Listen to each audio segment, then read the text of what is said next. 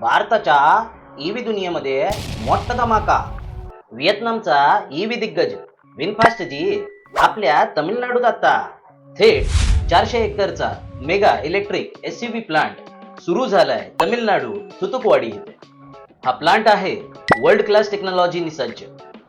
Body shop, pet shop, quality control, assembly आणि logistic hub सगळं काही एकच ठिकाणी. सुरुवातीला या प्लांटमध्ये 2 प्रीमियम एसयूव्ही मॉडेल्स VF6 आणि VF7 या बनणार आहे.